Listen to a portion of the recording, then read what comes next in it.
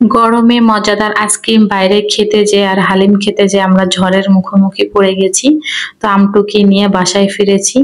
আসসালামু আলাইকুম, কেমন আছেন সবাই? আশা করি ভালো আছেন, সুস্থ আছেন।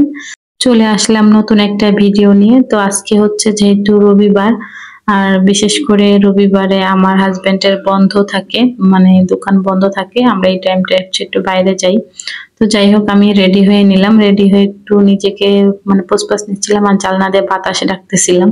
প্রচন্ড গরম লাগতেছিল। আর এখানে বাবা ছেলে হচ্ছে রেডি হয়ে গেছে। আমার ক্যামেরা ধরা দেখে তারা ভাব নিচ্ছে। যাই হোক, তারাও নেমে গেছে। এখন হচ্ছে আমি সিঁড়িতে নামতেছি, তারা আগে আগে আমার আগে নেমে গেছে।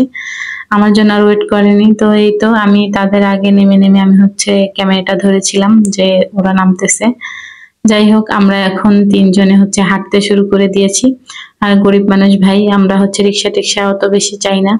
আর বিশেষ করে হচ্ছে অনেক কাছাকাছি আমরা যেখানে যাব, বাসার হচ্ছে একেবারেই কাছে, 15 মিনিট কি 20 মিনিট লাগে যেতে। তো এখানটায় আজকে ভাবলাম যে একটু হেঁটেই যাই। সাধারণত রিক্সায় নেওয়া হয়, তবে আজকে একটু হেঁটে যাচ্ছি আমরা। তো এখানে আমরা হালিমের দোকানে প্রথমে যাব হচ্ছে হালিমের দোকানে।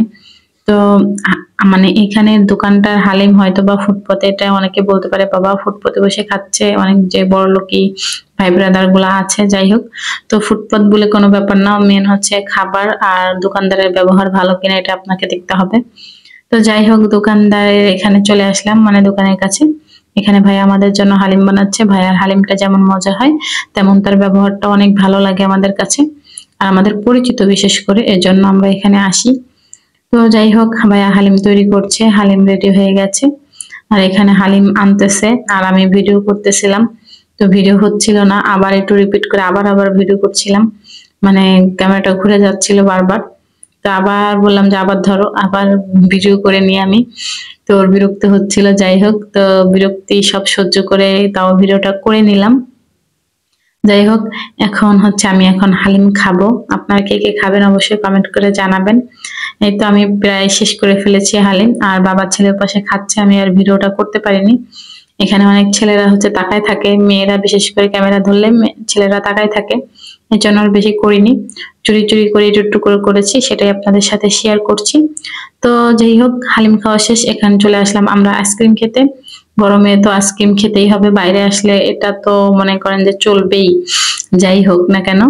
তো ভাইয়াটা আইসক্রিমটা বানিয়ে দিচ্ছিল অনেক সুন্দর করে। আমরা ওয়েট করতেছিলাম আইসক্রিমটার জন্য।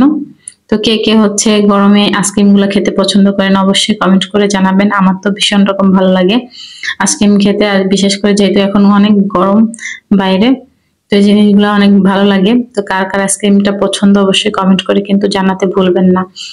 তো যাই হোক, আমরা এখন খাওয়া দাওয়া শেষ করছিলাম, শেষ করে বাইরে যাব, মানে বাসার দিকে ফিরবো। ফিরতে ফিরতে দেখি যে ঝড় ছেড়ে দিছে। তো আমরা দ্রুত করে বাসায় ফেরার জন্য যাচ্ছিলাম। তো মাথা মানে আমরা যেখান থেকে যাচ্ছিলাম, আমাদের মাথার উপর একটা আম গাছ ছিল, আর ঝড়ে একটা আম পড়েছে। এই পর্যন্ত। Tata, bye bye, take care.